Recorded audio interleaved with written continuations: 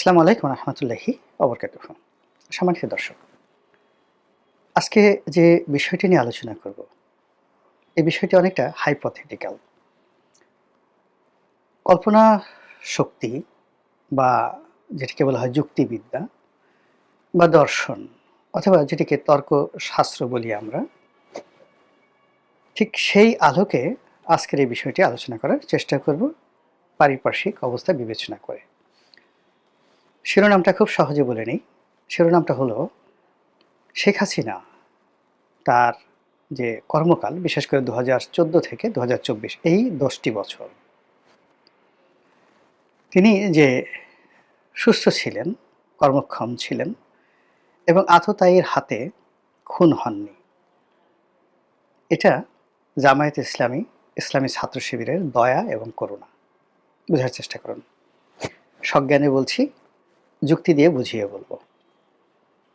দ্বিতীয় যে বিষয়টি, সে বিষয়টি হলো তিনি যে গণভবন থেকে হেলিকপ্টারে করে প্রাণ নিয়ে দিল্লি পর্যন্ত যেতে পেরেছেন, এটাও জামাতের দয়া, করুণা অথবা দুর্বলতা কিংবা ভুল। এটুক পর্যন্তই। মানে প্রথমটা হলো যে তিনি এই পুরো সময়টিতে ১৪ থেকে ২৪ পর্যন্ত জামাতের করুণা দয়ায় বেঁচে ছিলেন, আততায়ীর হাতে নিহত হননি। আর শেষের দিন অথবা শেষের ২ দিন তার জীবনে যা হয়েছে ২০২৪ সনের আগস্ট মাসের ৪ তারিখ এবং ৫ তারিখ, তো ওই সময়টাতে তার যে কার্যকাল, সেই কার্যকালটিও ঘটেছে আবার বলি জামাতের দুর্বলতা, অক্ষমতা, জামাতের ভুল অথবা জামাত করুণা করেছে বা চায়নি এরকম একটা ঘটনা ঘটুক। এই বিষয়টি আমাদের গ্রাম বাংলায় যেভাবে পালা গান হয়, গ্রাম বাংলায় যেভাবে বিচার গান হয়, তর্ক বিতর্ক হয়, অথবা ধরুন দর্শন শাস্ত্রে যেভাবে দার্শনিকরা একটি জটিল বিষয় নিয়ে তার পক্ষে এবং বিপক্ষে তর্ক যুক্তি উপস্থাপন করেন, ঠিক সেইভাবেই আমি আজকের এই বিষয়টি প্রমাণ করার চেষ্টা করব। আপনারা দেখেছেন, প্রথম বিষয়টি নিয়ে আলোচনা করি ১৪ থেকে ২৪ পর্যন্ত। তো ১৪ থেকে ২৪ পর্যন্ত যদি জামাতের কর্মকাণ্ড দেখেন, তাহলে দেখবেন যে একটি গুপ্ত সংগঠন রূপে তাদের যে অনবদ্য সফলতা, এই সফলতা আমার সমসাময়িক রাজনীতিতে বাংলাদেশ এবং দেশের বাইরে আমি যতটুকু পড়াশোনা করেছি, অন্য কোনো প্রতিষ্ঠানকে গত ১০০ বছরে আমি এইভাবে সফল হতে দেখিনি। তারা একদিকে ডিজিএফের সাথে সম্পর্ক রেখেছে, অন্যদিকে প্রশাসন, civil administration, judiciary, military administration তাদের সবার সঙ্গে সম্পর্ক রক্ষা করেছে এবং সেই সম্পর্কটি ছিল ট্রাস্ট অর্থী। তা না হলে যেদিন শেখ হাসিনা যাবেন, ওই দিন সেনাপ্রধানের পক্ষ থেকে যখন যোগাযোগ করা হলো জামাতের নেতাদের সঙ্গে এবং সরাসরি জামাতের নেতারা ক্যান্টনমেন্টে চলে গেলেন নির্ভয়ে নিশ্চিন্তে। সম্পর্কটা যদি স্বাভাবিক না থাকতো ওখানে যাওয়ার কথা নয়। বোঝার চেষ্টা করুন। একইভাবে তারা এই গত ১০টি বছর ধরে আওয়ামী লীগের জুলুম, অত্যাচার, নির্যাতনের পরেও তারা আওয়ামী লীগের সাথে সম্পর্ক রেখেছে, বিএনপির সাথে সম্পর্ক রেখেছে, জেলে গেছে, জুলুম গেছে, কিন্তু কারোর সঙ্গে সম্পর্কটা নষ্ট করেনি। ফলে বিএনপির একেবারে কে পয়েন্টগুলো, ধরুন তারেক রহমান সাহেবের একেবারে ঘরের মধ্যে, বেগম জিয়ার একেবারে ঘরের মধ্যে, আবার শেখ হাসিনার ঘরের মধ্যে, ৩ জায়গাটিতেই জামাতের লোকজন ছিল, এখনো আছে, টিল নাও। এবং যারা শেখ হাসিনার সঙ্গে ছিলেন তাদের কিছু অংশ সাম্প্রতিককালে ছাত্র শিবিরের কিছু অংশ বের হয়ে এসেছে এবং আমরা তাদেরকে দেখতে পাচ্ছি। তার মধ্যে ডাকসুর ভিপি সাদিক কায়ুম অন্যতম।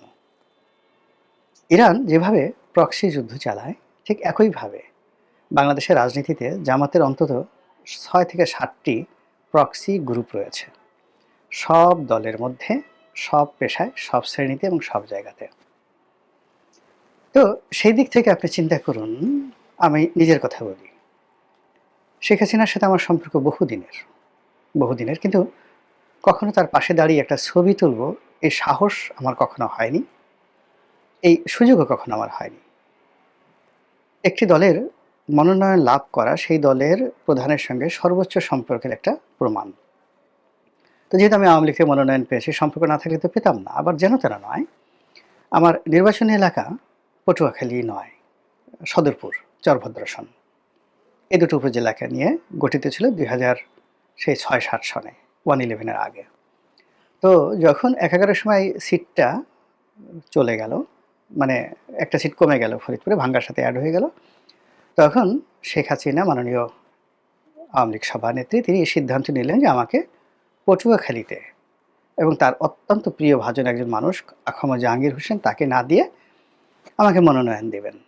তো বুঝেন সম্পর্কটা কোন পর্যায়ে ছিল। কিন্তু তারপরেও কোনোদিন বঙ্গভবনে গিয়ে, গণভবনে গিয়ে তার সঙ্গে একটা ছবি তোলা, পার্লামেন্টে তার সঙ্গে একটা ছবি তোলা, বা আমার স্ত্রী সন্তানদেরকে নিয়ে তাদের অনেক আবদার ছিল। এবং যারা যে দল করে তাদের সবসময় একটা আবদার থাকে যে চলো নেতার সঙ্গে বা নেত্রীর সঙ্গে একটু দেখা করে আসি। এটা পরিবারে, প্রতিটি পরিবারে থাকে। তা আমার আসলে কখনো সাহস হয়নি গণভবনে গিয়ে আমার স্ত্রী সন্তানদেরকে নিয়ে শেখ হাসিনার সঙ্গে দেখা করতে যাবো, এই সাহসই আমার হয়নি। তো হায়ারা চিন্তা করুন যে সাদিক কায়ুম থেকে শুরু করে যে সকল জামাতের নেতা বা শিবিরের নেতা যারা গুপ্তভাবে আওয়ামী লীগের সঙ্গে মিশেছিলেন, তারা ওবায়দুল কাদের, এমনকি ওবায়দুল কাদের সঙ্গে আমার কোনো ছবি নেই। ওবায়দুল কাদের সাহেব আমার অফিসে এসেছেন বহুবার, কিন্তু কখনো তার সঙ্গে আমার ছবি হয় না। আমার গাড়িতে তিনি সারা বাংলাদেশ চষে বেরিয়েছেন। আমরা পাশাপাশি বহু জায়গায় ভ্রমণ করেছি। পার্লামেন্টে যখন তিনিও এমপি, আমিও এমপি, তিনি মহাসচিব হওয়ার আগে বা মন্ত্রী হওয়ার আগে তার সঙ্গে আমার একটা অসাধারণ সুন্দর সম্পর্ক ছিল। আবার যখন মন্ত্রী হলেন তখন আমি যেহেতু ওই সংসদীয় কমিটি, যোগাযোগ মন্ত্রণালয়ের সংসদীয় কমিটিতে ছিলাম, কাজেই তার সঙ্গে আমার যে সম্পর্কটা অসাধারণ, কিন্তু তার সঙ্গে আমার কোনো ছবি নেই। কিন্তু জামাতের অনেক নেতার সঙ্গে, শিবিরের অনেক নেতার সঙ্গে ওবায়দুল কাদেরের ছবি এবং সম্পর্ক ছিল। এখন যে নেই সেটা আমি বলতে পারবো না। তো বোঝার চেষ্টা করুন যে তারা এই যে ওবায়দুল কাদের থেকে শুরু করে, শেখ হাসিনা থেকে শুরু করে সবার একেবারে ঘরের মধ্যে তারা ঢুকে যেতে পেরেছিলেন, এবং 1 to 1 সাদিক কায়ুম সাহেবের মতো একজন তরুণ মানুষ শেখ হাসিনার সঙ্গে দাঁড়িয়ে ছবি তোলার মতো সুযোগ তার হয়েছিল, সম্পর্ক তার ছিল। তো সেই অর্থে আমি প্রথম যে যুক্তি দিচ্ছি যে তারা ইচ্ছে করলে সেই আওয়ামী লীগ নেতাদেরকে, ইনক্লুডিং শেখ হাসিনাকে, আসলে বিষ খাইয়ে মারতে পারতেন। এটা কোনো ব্যাপারই ছিল না। এবং বিষ খাইয়ে মারা ছাড়াও অনেক টেকনিক রয়েছে। আপনার ধরেন হাতের উপরে কিছু বিষ আপনি রাখলেন, সেটা ফু দিলেন, মানে অন্যজনের নাকে মুখে লেগে গেল, সে আস্তে আস্তে আস্তে আস্তে অসুস্থ হতে থাকলো। এরকম অসংখ্য ঘটনা রয়েছে। এখন জামাত এই কাজগুলো, অর্থাৎ আওয়ামী লীগের নেতাদেরকে যদি তারা মারতে চাইতো 14 থেকে 24 পর্যন্ত, তাদের বহু টেকনোলজি ছিল, অনেক ওষুধ ছিল, অনেক দোয়া ছিল, অনেক কুফরি কালাম ছিল, তারপরে কালো জাদু ছিল, বান ছিল, টোনা ছিল, যেটা কাছাকাছি কারো চুল এনে, কারো নখ এনে, কারো কাপড়ের একটু অংশ এনে, এই আমরা যে বিভিন্ন কুফরি কালামকে বিশ্বাস করি, এটা ইসলাম কিন্তু অস্বীকার করে না। স্বয়ং আল্লাহ রাসূলকে বান মারা হয়েছিল। তো জামাত ইচ্ছা করলে শেখ হাসিনাকে বান মারতে পারত, শেখ হাসিনাকে বিষ খাওয়াতে পারত, শেখ হাসিনার ঘরের মধ্যে মানে আরো অনেক কিছু গোকরা সাপ ছেড়ে দিয়ে আসতে পারত। It does not matter. কিন্তু জামাত উদারভাবে এই কাজগুলো করেনি। এজন্য আসলে আওয়ামী লীগ এবং শেখ হাসিনার উচিত জামাতের প্রতি কৃতজ্ঞ থাকা। This is one. Second thing হলো, যখন শেখ হাসিনা চলে গেলেন, এই চলে যাওয়ার যে সময়টি অবস্থা দৃষ্টে মনে হয় যে 3 তারিখ থেকে, 2024 সনের আগস্ট মাসের 3 তারিখ থেকে পুরো ঘটনাপুঞ্জি জামাতের নিয়ন্ত্রণে ছিল। কোন মহল্লায় কয়জন সংগ্রামী থাকবে, কোন জায়গাতে পুলিশ কি ব্যবহার করছে, মিলিটারি কি ব্যবহার করছে, কোথায় গোলাগুলি হচ্ছে, সব কিছু মানে তাদের নখদর্পণে ছিল। সেই অর্থে শেখ হাসিনার যে পালানোর সময় এবং গণভবনের দরজা খুলে যাওয়ার সময়, হাজার হাজার মানুষ ভিতরে ঢুকে যাওয়ার সময়, এর মধ্যে পার্থক্য মাত্র 30 মিনিট, অনলি 30 মিনিট। তো আজ আমরা যেভাবে প্রশাসনে সব জায়গাতে জামাতের জয় জয়কার দেখতে পাচ্ছি, সর্বত্র। থানা, পুলিশ, প্রশাসন থেকে শুরু করে কোথায় না, সব জায়গাতে শুধু জামাত আর জামাত। তো ওই সময়টাতেও নিঃসন্দেহে যেখানে সেনাবাহিনী প্রধান জানতেন না যে শেখ হাসিনা পালিয়ে যাচ্ছে, তারপর যেখানে স্বয়ং রাষ্ট্রপতি শাহাবুদ্দিন চুপ্পু তিনিও জানতেন না যে শেখ হাসিনা পালিয়ে যাচ্ছে। তিনি আশা করেছিলেন যে তার সাথে দেখা করতে আসবে বা জরুরি অবস্থা জারি হবে ইত্যাদি, তিনি বসেছিলেন। কিন্তু তিনি পালিয়ে যাচ্ছেন এটার যে গোয়েন্দা রিপোর্ট, এখন আমরা যেটা দেখতে পাচ্ছি যে সর্বত্রই একেবারে ভেরি ভেরি সেন্সিটিভ জায়গাগুলোতে জামাতের লোকজন বসানো এখন আছে এবং আগেও ছিল।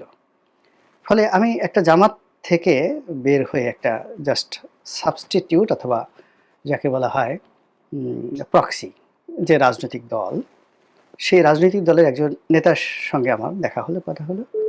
তো বিএনপির অনেক লোক যেটা জানে না, কিন্তু সেই নেতার মোবাইলে মুহূর্তে মুহূর্তে ছবি আসছিল যে বেগম খালেদা জিয়ার এভার কেয়ারের শরীরের অবস্থা কী, অর্থাৎ ওই রুমের মধ্যে তিনি কেমন আছেন, কী অবস্থা আছেন, কতটুকু আছেন, অর্থাৎ ঘন্টায় ঘন্টায় তার কাছে খবর আসছিল। জামাতের একজন প্রক্সি যে রাজনৈতিক দল, সেই দলের একজন নেতা। একই সঙ্গে তিনি সরকারের গুরুত্বপূর্ণ যারা গোয়েন্দা সংস্থা আছে তাদের সবার সঙ্গে তিনি যোগাযোগ করছিলেন এবং তার সঙ্গে সবাই যোগাযোগ করছিল। তা আমি দেখলাম যে আমি কতটা হাদারাম, কতটা বোকারাম, মানে বোকারাম দেউড়ি। আজ পর্যন্ত যে জায়গাগুলোতে তারা অহরহ ঘোরাফেরা করে সেই জায়গাগুলো আমি চিনিই না। আমি এই শহরে মানে যখন সাংবাদিকতা শুরু করেছি তখন হয়তো এখন অনেক যারা মানে ডিজিএফআইয়ের খবর নিয়ে তারপরে খুব বিখ্যাত বিখ্যাত সাংবাদিক হয়ে গেছেন। তো 1986-এ আমার সাংবাদিকতার ক্যারিয়ার শুরু। তখন এই যে এখন যে সকল বিশ্ববিখ্যাত অনুসন্ধানী সাংবাদিক, তারা হয়তো স্কুলে পড়তেন 5, 4, 5, 6, 86-তে, নট মোর দ্যান দ্যাট। তারা কি করে এই খবরগুলো পেয়ে 1 মিনিটের মধ্যে সারা বাংলাদেশ তোলপাড় করে দিচ্ছে, আমি সেগুলো বুঝতে পারছি না এখন পর্যন্ত। আর আমি এইগুলো নিয়ে আবার পরে কলাম লিখছি পত্রপত্রিকা, আবার মানুষ আমার মতো বোকাশোকা মানুষ সেই সম্পাদকীয় পড়ছে। তো এই যে একটা চতুরতা, ক্লেভারনেস, যেটাকে বলা ক্যানিং, এই বুদ্ধি বর্তমান জমানাতে রাজনীতিতে একেবারে প্রমাণিতভাবে কেবলমাত্র জামাতের আছে, অন্য কারোর নেই। তো সেই দিক থেকে আমার কাছে মনে হচ্ছে মানে কোনো তথ্য প্রমাণ নেই, কোনো অকাট্য দলিল নেই, কিন্তু এই যে যুক্তির বিষয়ে আমার কাছে মনে হচ্ছে যে তারা জামাত অনেককে ছাড় দিচ্ছে, অনেককে দিচ্ছে না, অনেককে তারা যাকে বলা হয় একটা ওয়াক ওভার দিচ্ছে, অনেকের জন্য রাজনীতিতে একটা স্পেস খালি রেখেছে, অনেকের জন্য রাজনীতির সকল দরজাগুলো বন্ধ করে দিয়েছে এবং পুরো জিনিস ডান হাতে বাম হাতে খেলছে। এবং সেই অর্থে আওয়ামী লীগকে নিয়েও 2014 সন থেকে জামাত যেভাবে খেলছে, 2025 সনে এসে সেটা আওয়ামী লীগ কতটুকু বুঝতে পেরেছে এবং জামাতের প্রতি কতটা কৃতজ্ঞ কিংবা কতটা ক্রোধে অন্ধ, এটা আমি জানি না। তবে তাদের কর্মকাণ্ডে যেহেতু তারা দেশের বাইরে আছে সেটা বোঝা যাচ্ছে না, কিন্তু জামাত যেহেতু দেশের মধ্যে আছে আমরা স্পষ্টত বুঝতে পারছি যে জামাত খুব সহজে কোনো কিছু ছাড়ায় অভ্যস্ত নয়। মহান আল্লাহ আমাদের সবাইকে হেদায়েত দান করুন এবং হেফাজত করুন। আসসালামু আলাইকুম ওয়া রাহমাতুল্লাহি ওয়া বারাকাতুহু।